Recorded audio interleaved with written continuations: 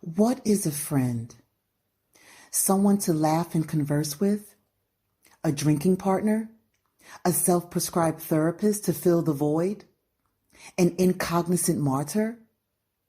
What is a friend in its truest form? Someone who will encourage your dreams and share in your experiences? A loyal companion who helps weather the storm? Truly ask yourself, do you have friends or well-acquainted fans? Confidants or gossip circles that console you with pity parties involving tequila shots and beer cans? Or do you have healing circles equipped with prayer warriors and the laying of hands? True friendships are supposed to add value to your life.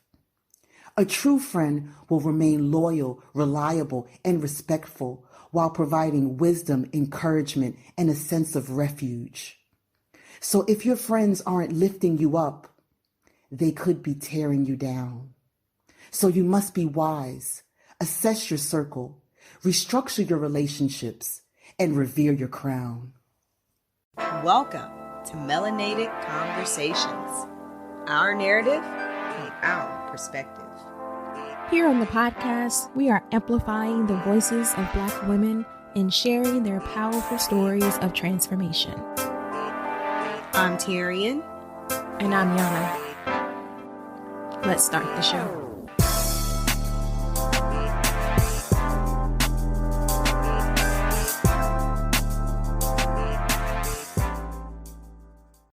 Welcome back to another episode of Melanated Conversations. I'm your co-host Tyrion. And I'm your co-host Yana. Welcome back, ladies and gentlemen, to another week, another episode. And as you may not know, you may know by the title, but we've got our very special reoccurring guest with us, Miss Sophia Lenore from Prestige Artists, joining us today. She's been dropping all the poems this season. Yes. Let us know how y'all love her poems, because she been doing her thing. We appreciate it so much. Welcome, Sophia. Hello, ladies. Thank you so much. Oh, I so appreciate it. I do hope that, I've been making a good contribution because, I love the podcast. So I was just honored to be a part. So yeah, thank you so much for the opportunity. And thank you for welcoming me to the party. Of course. Thank you. Yeah. Thank you. Well, I'm excited about today. The topic that we're going to talk about is a little juicy, but we'll get into that in a moment, y'all. But y'all know we can't ever start our show without playing a little game. And y'all might not like me after this one, but I wanted to ask a question. Of course, we're still, don't drop the mic. And it's still one has to go forever. Terry, remember she added that little piece. It has to go forever. But in this case, in this case for this question, I'm actually cool with that. Y'all ready? Y'all ready to play? Let's do this. I feel like this question actually extends some dialogue, and I really want to hear y'all thoughts on this. Okay, so one has to go forever, and I'm only giving you two choices, so I'm not going to make it harder on you. You have two choices. Okay. The racism or the COVID? The Rona or the racism? One has to go forever. Who's going first? Since Sophia's our guest, the guests always go first. I'm ready to tackle it. Oh. I will say with a full heart, the racism. I can live with a upper respiratory virus that's going around, yeah, the racism. Yeah, I ain't gonna hold you. You hear that question and you're like, okay, which one? But honestly, for me, as for me in my house, we getting rid of the racism, period. Like Sophia just said, we can adjust, we can adapt, we can wear our masks like we've been doing. And there's no there was nowhere in the question, right, that said that like we would not ever be able to get rid of COVID, right? It just says that racism has to go forever, Right. immediately. So, yeah. I mean, I'm not surviving COVID. right. Period. And I'm gonna be honest with you, like living in these COVID times, yeah, right, they ain't been the best. But some of it has been necessary for us. But that's a whole other point that I won't get into. But it ain't been the best. But I've lived with the racism all my life, and I know what that's about. Come on. Get that off my plate, throw that away, throw away the key, bring us all up to the same level, same opportunities. Because the racism, we talking about systemic oppression that transcends everything about your life. Mm-hmm. If that's you from a financial standpoint, your access to capital for different things, to medical care. We can talk about that. In the workplace. What else have I seen? The racism. Just walking as a Black woman in the earth, just doing simple things, just waking up Black, combing my Black hair. Come on. Wash my Black, black hair. Washing that Black face. Come on. But no, on a serious tip though, like for real, COVID, racism has killed more people than COVID has. Period. There are over 2 million bodies at the bottom of the Atlantic Ocean from the Middle Passage. That's just from the Middle Passage. We ain't talking about lynchings and wars and unarmed shootings, and we're not talking about none of that other stuff. 2 million bodies at the bottom of the Atlantic from the racism. So, not to get on my soapbox, but we know the vibes. Racism got to go. Period. That's it. I'm curious though how certain friends would answer this question, because the ones who are not necessarily are in those unfortunate positions to experience the racism on a day-to-day, they don't have to think about all the different things that comes along with that. Can easily just say wipe off COVID. But I'm curious to really, like, a true ally, I truly want to know, like, without hesitation, because for me that shows a lot of where your values lie. Absolutely. Is it lip service, or is it truly, do you value me in my life? Facts.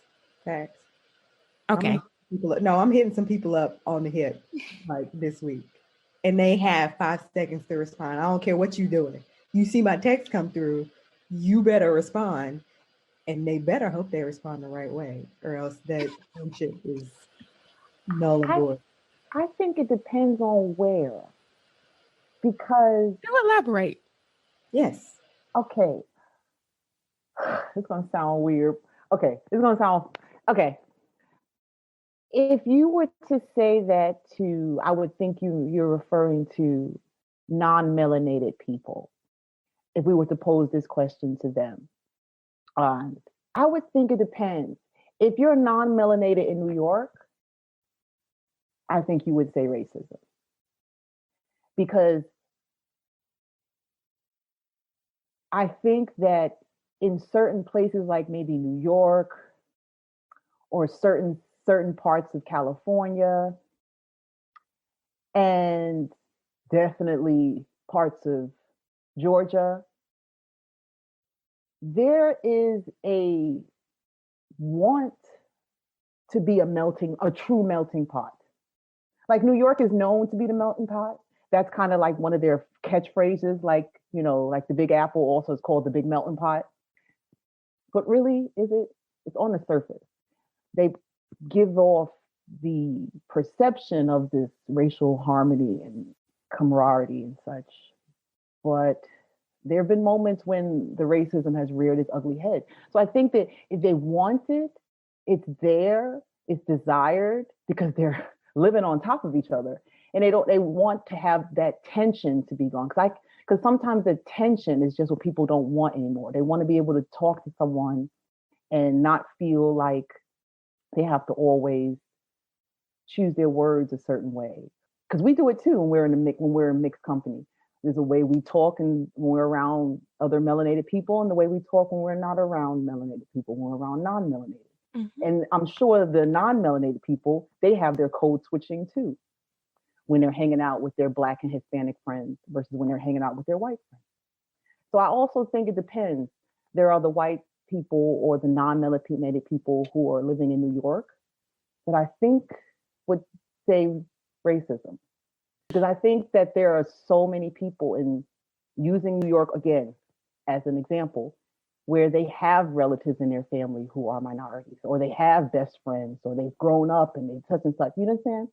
So I think that they would be okay with keeping the COVID over the racism. And like I said, it depends on where you're surveying. Right. And I think the central piece of the difference between, like, when I say the racism versus the COVID is, what comes with that, with getting rid of the racism, is losing, you're saying that you're giving up that power. Like, like you're releasing that quote unquote. Everything that comes along with white people benefiting from racism. Right. That privilege. Yeah. Mm-hmm. Are you willing to say you're giving up all of that? Because I think everything that comes with that. Yeah, go ahead. Sorry. Yeah, no, I don't mean to cut you off because I think it's easy for someone to be like, oh, of course, racism. But then you really, as a white person or as a non-melanated person, you really have to sit with that, like Anna's saying, and really evaluate. So what all comes with me? What do I lose? What will I lose by truly being like, no, yeah, I want to get rid of racism for good forever? You know what I mean? Like really sitting down and counting the cost of what that really means for someone to say that. Because I think, and they would have to wrestle with that question where we don't have to wrestle with that. You know what I'm saying? Like we knew pretty much off the top of our head, like knowing the severity and that literally this is a pandemic, that we're in a pandemic, and how deadly and lethal COVID is and has been for many people. At the same time, for us, racism is just as much of a pandemic, and it has been lethal and deadly and cost us so many things. But for us, it's easy for us to say, like, yeah, we want to get rid of racism. For someone else, that question is not as easy, I think, as it is for us. But at the same time, like, I feel like my white friends, like, hell yeah, I want you to say you get rid of racism and everything that comes along with it. I dare you to put your lips together and say COVID, because we ain't friends no more. I don't care. Well, I mean, I think that also, it's still, oh God, I feel like I'm playing devil's advocate. I don't mean to, but I still feel like it also depends on where you are. Because, for example, if you say that same thing in Miami, and I spent half my life in Miami, I think that would be the same situation. I don't think anyone would really weigh and sit and think about, okay, if I say racism, what am I giving up? What am I really? Because in Miami, white people are the minority. And so they're not getting in Miami, they are. That's what I'm trying. That's what I'm saying. In the world itself. No, I keep saying depends on where you're asking the question. That's why I started off that way, because yeah, I totally agree with you. But I think, like, people in Miami or people in New York, those are people I know that there's such a melting mixture, and also with Miami specifically, the Hispanics are the majority. So white supremacy in that sense, I don't know if it really holds that strong in Miami when Hispanics are the majority and the Hispanics pretty much run the show in Miami. Yeah. In that sense. Same thing in, say, Atlanta. I'm sure there are white people who live in Atlanta. They don't run the show. You understand? So I mean, I think it still depends on kind of where, you're No, asking the question, I only agree with you on because, that. yeah, yeah, because people, it depends on where you are. But again, if you're in LA, or if you're in Phoenix, Arizona, or Scottsdale, Arizona, or Beverly Hills, or then yeah. I definitely get what you're saying, far as in their current state, like where they are, like what they see every day, they might say that. But still, if you take them out of Miami, they're still the majority. Like, so overall, it shouldn't like, and I'm not here to dictate how to answer the question, but if you want to get rid of racism, it shouldn't extend to just like where you currently are. You just want to get that for Right. you want to do that for humanity just in general.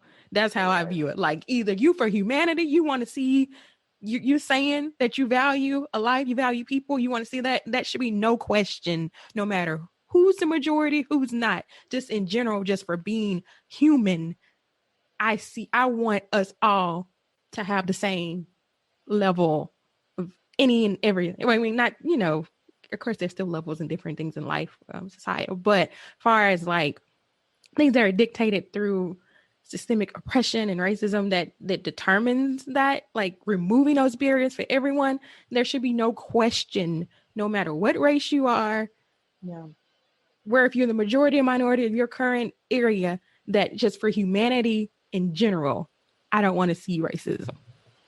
Yeah, I completely agree with you, and I think you're right 100%. I just think that unfortunately, because it also benefits people, like COVID, I'm sure is benefiting some industries in certain ways. Yeah. Racism benefits certain people in certain ways. I mean, put like this: Trump had COVID,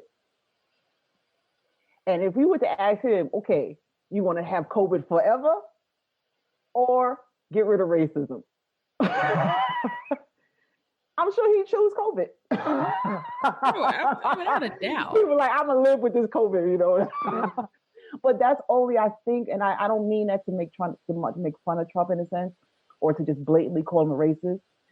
But I think that I'm more trying to lean my question towards, I know that he's benefited towards certain things that have been racist, either in platforming, in terms of associating himself with certain companies or certain people, or having certain ideas, or just expressing himself in certain way that are borderline racist just to get votes and all these things. So he's benefited from it. And, Right. There are people who benefit from it. So it's absolutely correct that if you care about humanity, like you're saying, care about people and us moving forward and progressing as a human race, yeah, the unanimous answer should be racism. But unfortunately, people benefit in either their personal way or in their, financially. So No, I'm definitely a not in loaded disagreement question, with you. I definitely unfortunately. agree. Yeah. Yeah. I think that question is just more just for me. I think it boils down to where your morals lie. Put it like this. And I'm going to say this just on assumption, I don't think our news organizations or the media would be okay if racism went away. Because that's money for them. They constantly posting and reporting trigger stories, and stories that get instant clicks and instant reads, and they're usually stories of disparity, of some sort of discrimination, oppression, or something. Again, we're back in the category of how it financially benefits certain people who would literally see humanity burn as long as they're making their money. Absolutely. And that's where, going back to just that whole power structure of, would you really get rid of it? You know what I mean? Like, would certain individuals truly, truly want to eradicate it for good, knowing the benefits that they would lose from that, So, no, you're right, Sophia. Yeah, and also we talked about this before. What about all these slave movies that people made? Do we really need the 1 millionth slave film? Yeah. This is someone making money. This is not a story that we need to be told every year. Right. Right. And not only that, a lot of times these movies that are being put out, produced, um, a lot of times we don't have our hand in being able to even properly, create the narrative. Somebody else is writing it from their perspective, and it's not even from a Black experience whatsoever. They try to paint themselves in a certain light or white savior type of situation. And then, everybody watches the movie and, oh, that was so great. And that was so horrible how Black people were treated. But such and such did such a great job. And white people really came to save the day, which is another, some foolishness. Yeah. Well, I knew it was gonna be some dialogue on that. I didn't realize we was gonna really like dive into it, but I love it. For our listeners, we're interested to hear what y'all think, what y'all have to say on that standpoint. So definitely, give us your feedback. Is it gonna be the racism or is it gonna be the Rona? So we have worse diseases that still exist. I mean, AIDS is still around, cancer is still around. Those are worse than the Rona. I mean, so we got to chuck a virus. I mean, the flu is a virus. Pneumonia is a virus. Come on. And that's not to downplay. We're not downplaying COVID right. at all, but we're trying to upplay the fact that racism needs to go. That's yes. That's right. Absolutely. And that's that on that. Good question. All right. Well, we have a little time to go into our melanated chat today. And I don't know, this might just be as much as controversial as the don't drop the mic question, but I'm curious to know because I've been wanting to talk about this for a while because I've been through it myself, and I'm sure you ladies have as well. And when it comes to relationships, they can be tricky. Relationships are an essential part of life. But when we talk about the aspect of friendships, that topic sometimes can kind of it's touchy-feely. And for me, a lot of it, the reason too, is because, when we talk about relationships, we're more talking about relationships from a romantic standpoint or a professional standpoint or things like that. But there really are not a lot of deep talk when it comes to navigating friendships. And I just want to throw the topic on the table. We're talking about friendships today, and particularly the hard piece of friendships, which is the breakup side. And also knowing when is it time to let a friend go? When do you know when it's time to walk away from a friendship? And I'm talking about, some are, off the bat, sometimes some friendships are necessarily, we're quick to call people friends and they're actually weren't friends and those were our associates. So we know those need to go because we know the extent of those. But for these deeper relationships that you have with your friends, when is it time? When do you know when it's time to walk away? And from your personal experience, have any of you had to walk away from something hard, and how did you navigate through that? Great question. Great topic, by the way. Gosh, there were so many things that were just kind of running through my mind while you were just even kind of segueing into this topic. One thing, and I may jump all over the place, and y'all feel free to interject whenever you want. But one thing I definitely had to learn growing up, and definitely as an adult, that a couple of things happen, and I would hope to a certain degree happens as an individual, that the older we're getting, that we should always be growing, and that change is inevitable, right? You're going to change, and hopefully the hope is that we are all always changing for the better. But the other side to that also is that when you're involving anybody else besides yourself in a relationship, from a friendship standpoint, I think it also has to be understood from both parties that it's not just you that's changing and growing or whatever, but that other person is going through the same thing, or that same thing is happening, right? And unfortunately, I think what happens is that because a lot of times friendships, when we form friendships, it's usually out of some sort of commonality, something you like, something you don't like. Sometimes it's a trauma event or something, you know what I mean, that's connected you. And when you're going through life and things begin to change and to shift, I think the test of time when it comes to your friendship really is, okay, are you able to stick it out and make the friendship work even when people are changing? I think then you bring in the other aspect of sometimes people can't handle when individuals begin to change, right? Sometimes people can't handle, no matter, whether good or bad, if someone's going through something, a breakup, a loss or whatever, and now it's triggered something and there's a rift in the friendship. And then these toxic traits start to build up.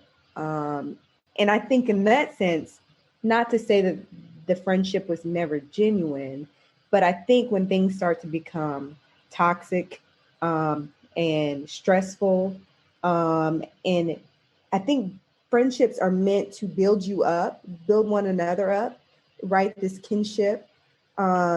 There's love, and not that you're going to always agree on things, but you know what I'm saying? Like that there's something special about having a bond with someone else. And when that is no longer there and it's becoming toxic, and not to say that you're not benefiting from it, right? But if there's nothing good coming out of that, it's causing you stress and heartbreak and heartache, and you just can't even function. I think that's one of the signs, maybe, that you need to move on. You know what I mean? In life. And that's hard. That's hard, especially depending on how long the friendship was. If you've been friends with somebody for years since you were a child, that could definitely take a toll on you. Go ahead. Yeah, that one is a biggie, because you think about spent your whole life, like when you started like life out with a person, and no, this is not just somebody you picked up along the way. Those are harder to like let go when, even when we know it may be time for that, because for a lot of things you're connecting, and more than just, just a friendship, you're connected to families, you're connected on such a deeper personal level. It's almost like a marriage. Like sometimes you break that type of friendship. It's like a divorce when you break. And for me, that was like one of the difficult things that I had to like experience. And you recognize signs, and part of it is too, like, as you grow, you evolve, and some of the things that you grew together, that's all you knew. But as you grow and evolve, you grow in different ways, and you don't know how to like communicate or talk through those things. Or sometimes it just turns, like you said, just toxic. And sometimes it really, the level of the friendship shifts. Like sometimes it feels like you're just trying to maintain it for the sake of the friendship. For me, my downfall came, and it was just, I'm someone that likes to fight to the end of it, because when I let you go, that's it. I'm a true Taurus, if y'all didn't know. Like, when we done with you, we done with you. But we try to work with you until we done. Like we fight. Like literally, I will fight to the depth to like, I need to know. And that's the other thing too. Like my own personal downfall is sometimes I need to know that it's ended. I need to close that chapter. And sometimes chapters aren't, you don't have, you're not supposed, sometimes you just don't need to like have that answer. You just need to know it's just time to walk away. I had to learn, like, one of the things that question was posed to me was like, Yana, why does it take your house to blow up for you to walk away from a situation? You knew like the signs were there, but you had to wait for the explosion to happen in order to walk away. And for me, that was just because I needed to know that I've inserted everything that I could offer, that I've done everything, and I can walk away. And even still walking away, I'm not gonna lie, it's still questions like, why? Well, I don't think people ever enter into friendships expecting them to fail. You know what I mean? Like you really don't think, especially as a kid, you don't think about that. You don't think, oh, like this person's my friend, and then we'll at some point in life, there's a possibility that things may turn bad. You don't ever go into a friendship thinking that. Right. Supposed to, like, although people, because I feel like in marriage, as crazy as this may sound, you get a prenup. You get a prenup. Or like for me, it's like, no, divorce is an option. I don't want to have to go down that road, but we're gonna leave that open, because to be like divorce is not an option, then that's crazy. You know what I'm saying? That doesn't make sense. You never know what could possibly happen, and there are other things, that come along with that, but we just don't think that way about friendships. Yeah. And that's my question is why don't we? But I want Sophia to chime in. Definitely. Her thoughts too. Oh man. Oh well, I've just been sitting here listening, and basically this is how I view it. Anybody that's in my life, it's supposed to be a benefit or a influential drive of some sort. You have to bring some value to my life to be in my life. And I know that sounds cold-blooded. I am from Brooklyn, but let me stop. But that's how it has to be. And I figured this out at 17. But at 17, I was really 30, because I was already working in the music industry and running the streets with Bad Boy and all this stuff. So I got to see how relationships really work, how friendships that got, their lines crossed into, working relationships and all these things. And I realized that early on in life, if you don't bring value to the table, and I also am, held to the same standard, I have to bring value to the table to the people who allow me to be, a person in their life. I'm not here to be a bloodsucker and a leech. I'm here to add value. And that adding value could be, me giving advice, me being your go-to person when you need somebody to tell it straight to, or someone just to cry to, or, someone to go shopping with, or whatever it is that makes you say, I like her. She needs to be in my circle. Thank you. I'm happy I've added some value. But it's the same way, vice versa. So I feel like with friendships, a lot of times we have a hard time realizing when we've outgrown someone. And outgrown doesn't necessarily mean, okay, now I'm better than you, and I can't hang out with the likes of you. Get away from me. Ew. No, I don't mean it that way. I mean, certain passions and drives and outlooks on life will start to differ as you grow older. And if you are constantly battling or having bumping of heads or feeling just like you're not completely in sync with someone because your views have changed on life or on the world, or just how you carry yourself as a person. If something doesn't feel right in your spirit and your soul, no matter how many years you've walked a path with someone, that feeling of not feeling too good in your spirit was put there by God. It was put there by a higher purpose to give you the heads up that you see this fork in the road that's coming up. You about to go left, she about to go right. Because like I said, just because you walk the path with someone for 10 years, 15 years, what have you, people develop different insight and outlook on life. And I had this happen with someone that I was friends with since the age of 4 years old. And when I think I was 23 when I ended that relationship, that friendship. That was hard. I've known this girl since I was 4 years old. Like, we lost teeth together. You know what I mean? But I was on the verge of getting married. I was engaged. She was the first person I told, and her response was so lackluster. And that was mainly because she was just on a different path than me. She was really into her, discovering herself sexually, discovering herself and what she wants to do with her life. She wouldn't think about, things that I was thinking about, which is, security and career and, not necessarily marrying, but just, walking that path to have a certain level of security when I'm at a certain age in my life, where we were at the same age, but she wouldn't think about that. She was just like, I want to party. I want to screw as many people I want to screw and do whatever.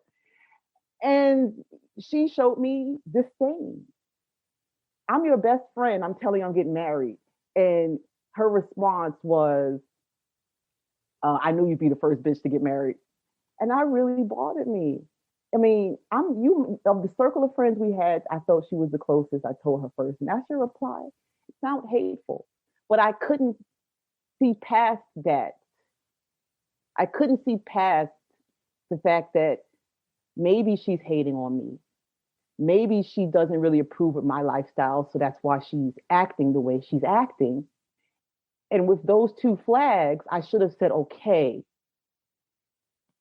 we're obviously on different paths in our lives.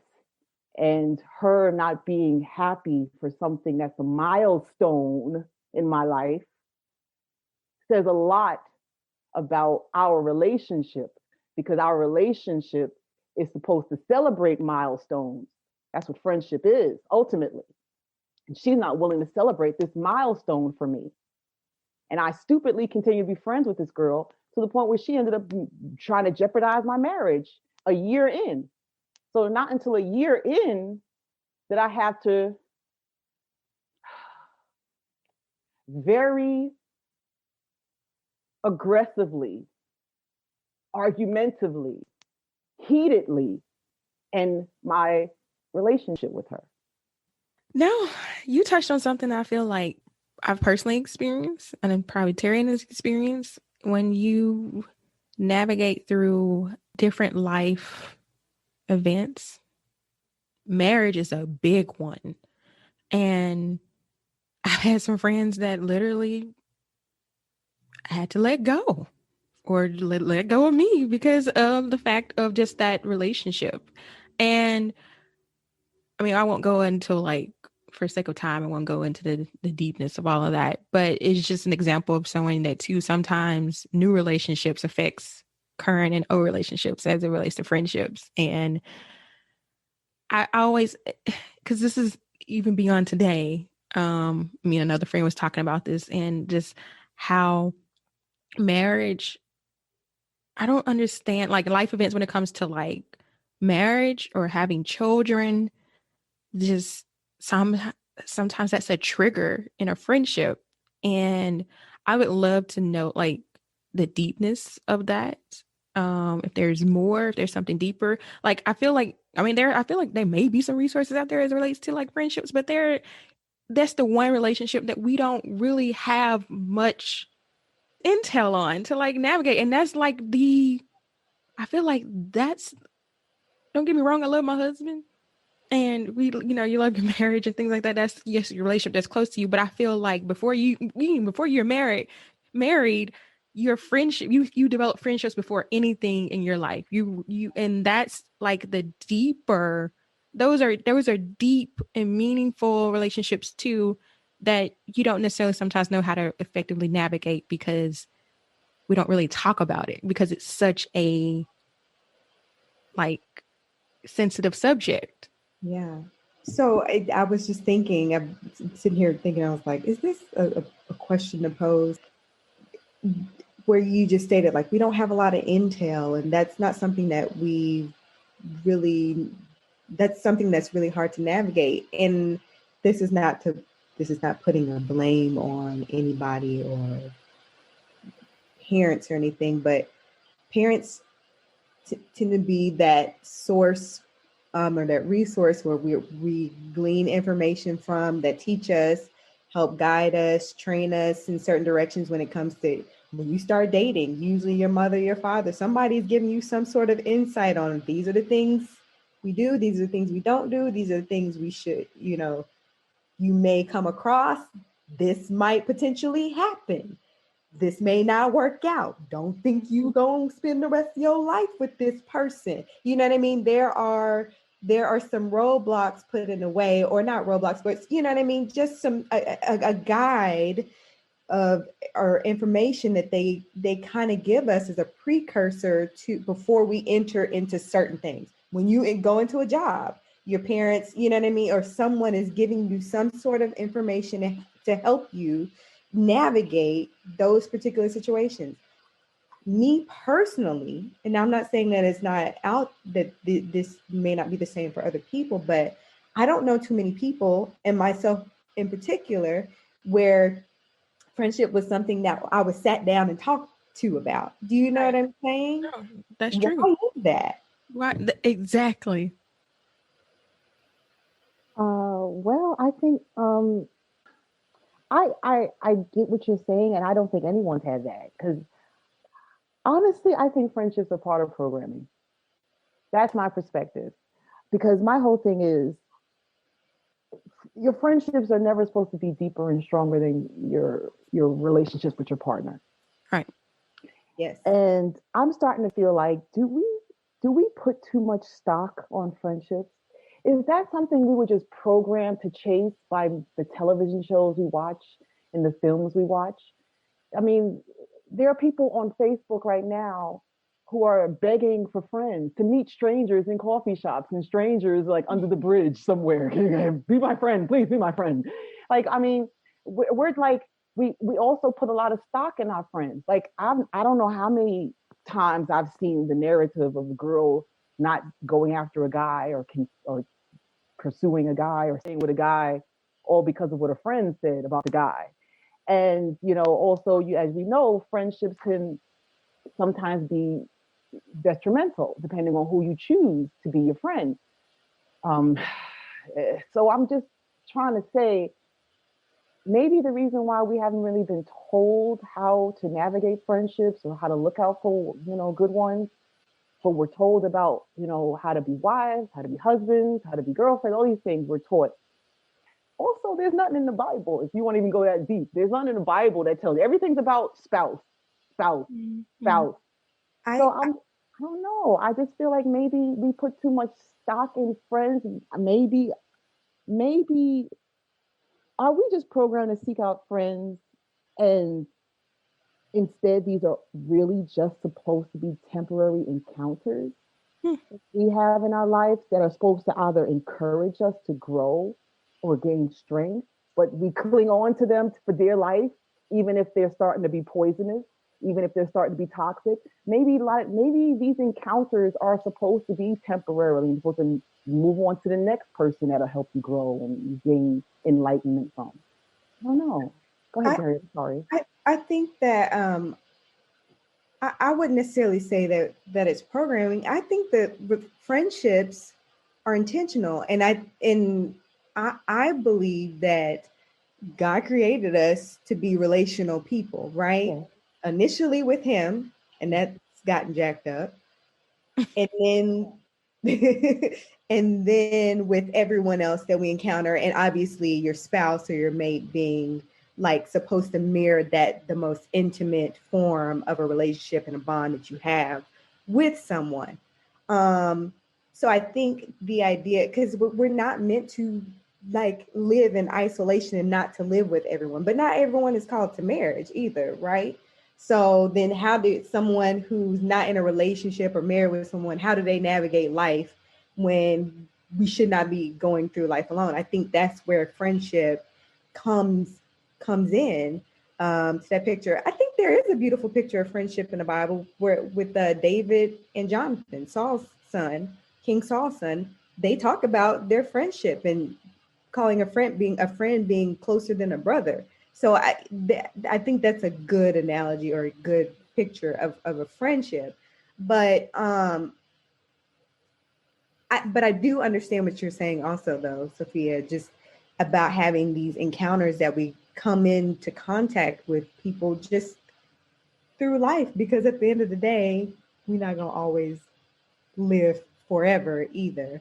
Right. You believe that people, what you said earlier too, about people being in your life for a specific purpose and for a reason, even if they're only there for a short amount of time, and no matter how that friendship began or ended, I think there's always something that you can take from that relationship that you've learned, right? To either say, okay, I'm going to make sure that I don't surround myself with those type of people again, right? Or, okay, things weren't always great, but we did have this memory or whatever together. And that doesn't mean just because we've shared this experience that I have to stay connected to you. I can take that and I can keep that memory and hold on to those wonderful times, but I got to move forward in life as well. You know? Yes. And I'll actually make another point that I don't think any of us has addressed yet is, honestly, I feel like for the summation of friendships, like even before we look out, we got to look within. And I think the reason why,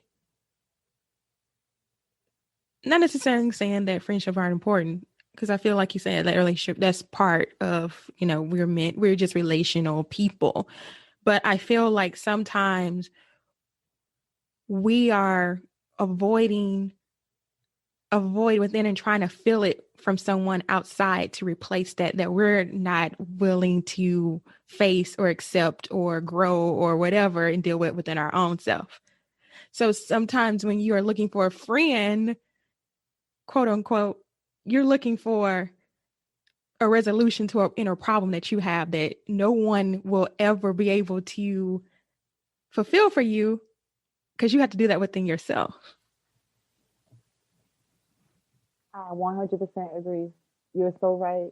And you said it so perfectly. And I'm sorry if I came off the wrong way. No, you didn't. No. When I said programming, I only meant in terms of like the way it seems like people they're seeking out friends harder than they're seeking out partners. Yeah. You know, like it's almost like people feel like I've actually know girls who think they're losers because they have no friends, although they have like amazing jobs and wardrobes and but they think because they have no friends, nobody likes them, they're losers.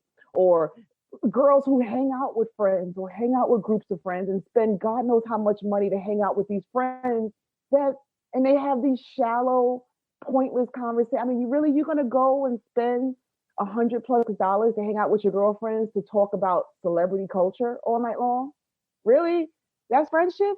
Like that's what I mean by the programming. I think that some people are just programmed that they feel like I have to have that house, that car, those 4 girlfriends, and this and this and that, and the relationships are so shallow, I feel like the programming of the programming of friendship is more to have people around you, like Yana said, that either elevate you or help you forget a problem. Or I know people who literally just litter people around them just so they can have people put them on a platform or on a pedestal, so they can have people that that they can boss around or just talk smack with about other people. And that, again, can we start with the basic definition of what friend is?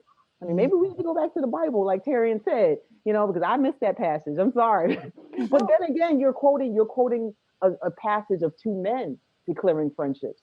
Male friendship is distinctly different from female friendship. That's the point. Absolutely right about that. Yes, ma'am. Absolutely right. And no, I'm glad you clarified your programming statement, because that made what you're saying makes so much more sense. In response to both what you and Yana were just saying about filling that void, and then what you were just saying, Sophia, when it comes to like, girls feeling like they're losers or whatever. And then it just made me think like social media. It's the game of social media.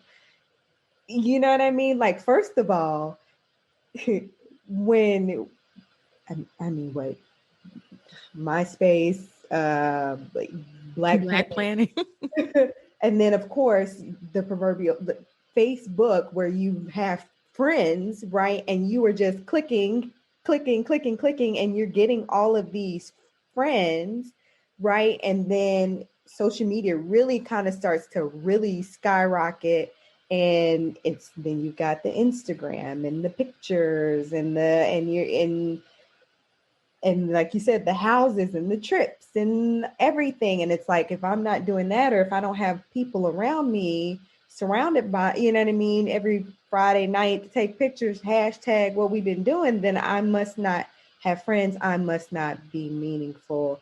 You know what I mean? And it's a spiral. It's a spiral. So your programming statement, spot on. I actually agree with you on that because it's a false, it's a facade. It is literally a false picture of what friendship truly is. It's a lie. It's a lie. And so many people end up hurt. And we've seen social media has been so lethal to the point where people end up taking their own lives, you know what I mean, based off of things that may have transpired even now on social media, but then things have been put out about them on social media to the point where they're, you know what I mean, they'll lose their life. I guess it goes. Yeah, and I agree with everything. Basically, we're just saying that the friend and friendship terminology has been watered down, and it comes down to like today's: are we looking for friends or are we looking for fans? Because those are two different things. Not only fans. Well, some people looking for those too, not us. But if y'all do want to support us, we got a cash out. We ain't got no OnlyFans. No. Oh, y'all, there's so much more that could be said on this topic. There might be a part 2. I don't know. The part 2 you're for. But no, I seriously have been wanting to talk about this because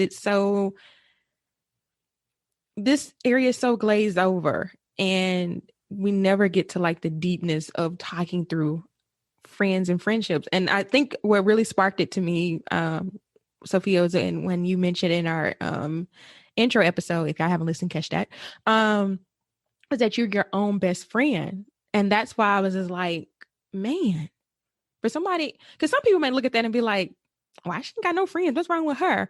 But when you really think, if you really like understand, you understand that it's more so you've come to understand yourself.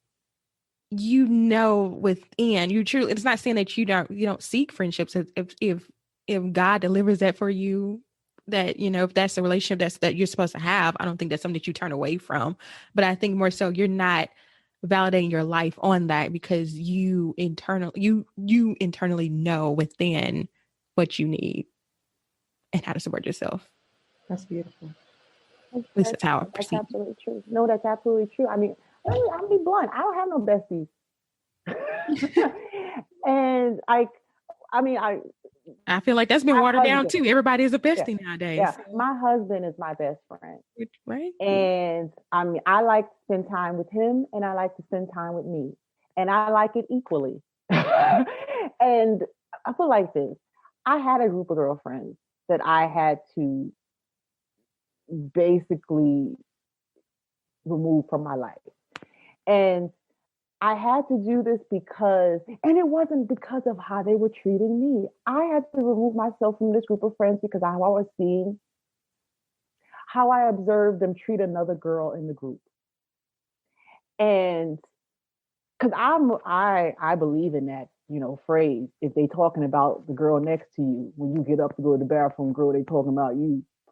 So I saw that one of the girls in my clique, I'll just say that, was a little upset about the fact, and it was a logical, justifiable issue. She just got upset basically because, listen, we're all grown women. Why don't we call each other? Why are we texting each other every day, all day? And I was so on point with that because I hate this culture where no one picks up the phone and talks to anybody. Everybody's texting you. WhatsApp. I'm literally sitting next to people in my workplace, and I'm like, you really had to text that? You couldn't like tap me on the shoulder or pick up the phone?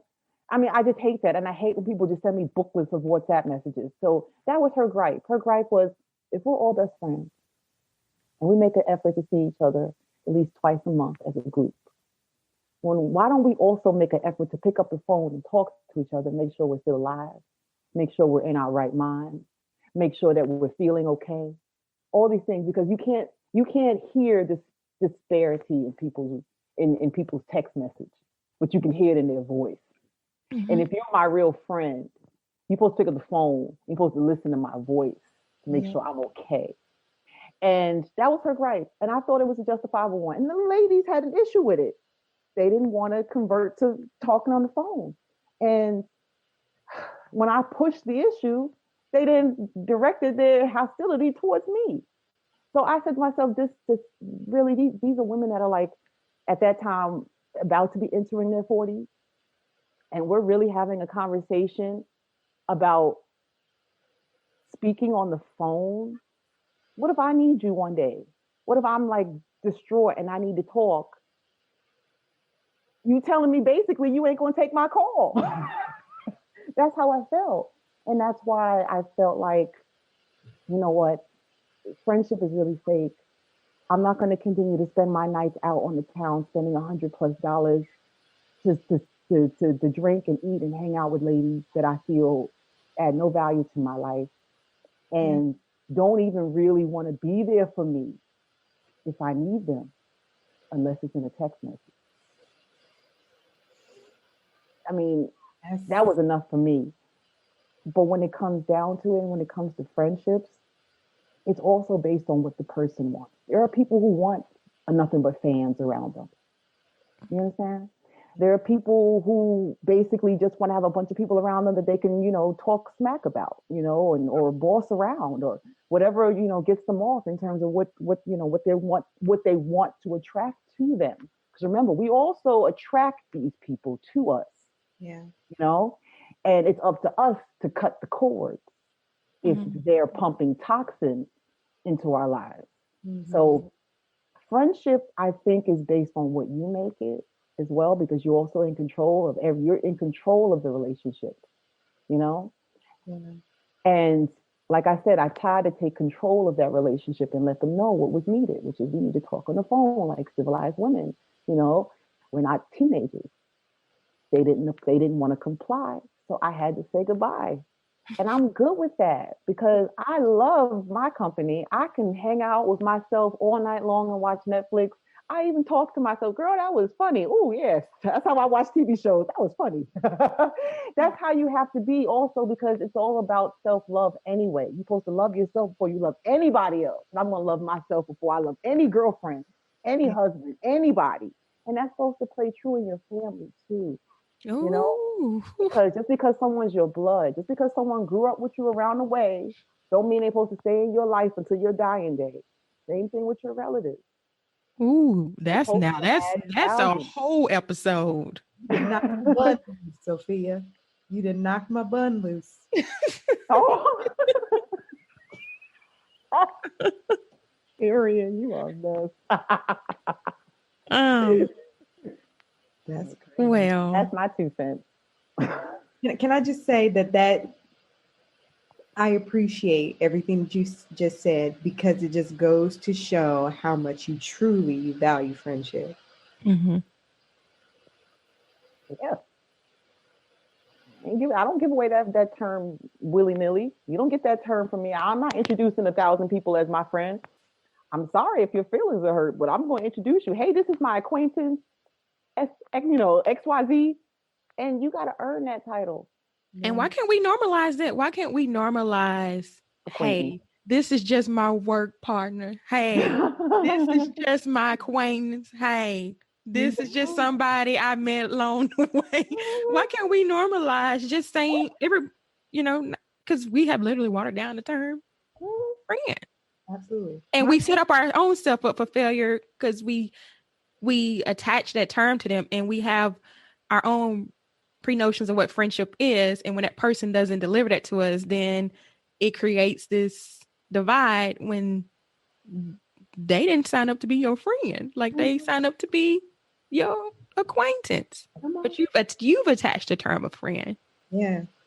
So, My motto is no new friends. Always, I keep my circle okay, small. Drake. Yeah, no, for real. And I am always up for meeting new people and getting to know new people and all of that wonderful stuff. But I really do. Like, I have my solid people, and they're gonna be my solid people, and they've been solid, and they've showed me nothing but solidness, and so therefore, I keep them around. Yeah. Am I your friend, Terry? I know we family, but that don't mean nothing. Let us know right now. Let me know this day. Am I your friend? Yes, you're my friend. You're part of that circle of my smallness. Hey, circle. Oh, thank you, Lord. No, I better be your friend. I'm evaluating. I'm hanging up You are so silly. right now. What at least? No, but I honestly feel like what you guys are doing is really genuine, because again, you're relatives. That don't mean you have to be friends. That don't even mean you gotta like each other. But I just feel like, in the world we live in, everything is so fake. Yeah. Everything is so contrived. Just because you work with me and then we go get a beer after work, I'm not introducing you around the bar as this my friend. No. I also don't like this. I don't like that people feel like they need to be considered my friend. Yeah. I also don't like that. So my whole thing is, it's something that needs to be earned. I mean, my husband had to earn my hand in marriage. Mm-hmm. You have to earn my friendship, because it also comes with my heart. Yes. I ain't nobody gonna be my friend, and I'm not gonna love you. I ain't gonna be there for you. I ain't gonna fight for you. I ain't gonna. So you gotta earn that, because that comes with a lot of the things that I give, my partner, in terms of my time, my energy, my love. That comes with friendship for me. So that's why I don't, chuck out that title lightly. We just end it right there. Yeah. I don't really have nothing to add to that. What she said. What she said. Well, y'all, I thank y'all so much for tackling this topic. I know when I brought it up at first, it was like, oh, we're gonna talk about that. Like, yeah, that's that reaction I wanted to hear, because that means that these are the topics that we need to have, conversations that we need to have, because we're not having it, because we're so apt to like remove ourselves from the hard topics. Like, we're like, no, it's almost kind of like the age old, thing vibe. And, sometimes it relates to Black culture. Like, we don't talk about that outside. We may talk about this in our house, but we ain't talking about this outside. So, I feel like in order to like address the problem and say we need more resources, we got to start talking about the problem. Yeah. It might not be what we want to hear, but that's with anything. We gotta talk this thing out. And I'm not saying anything I said people may disagree with me, but hey, that's what starts the conversation. That's right. So yeah, y'all, let us know your thoughts. And what you about to say, Terry? I just said, please, yes, let us know your thoughts. We can hear y'all stories too. Yeah. Yes. And thank you, Sophia, for joining us today and talking about this. Appreciate it. Well, we got more in store for y'all, so stay tuned. But I think we're gonna end it here for now. So I guess if there's nothing else, until then, melanate on that. Thank you for tuning in. Hope you enjoyed our chat today. Keep the conversation going by heading to iTunes to subscribe, rate, and leaving us a review. Have a story of your own to share? Email us at info@melanatedconversations.com or connect with us on social media at Melanated Conversations. Till next time, keep raising your voice.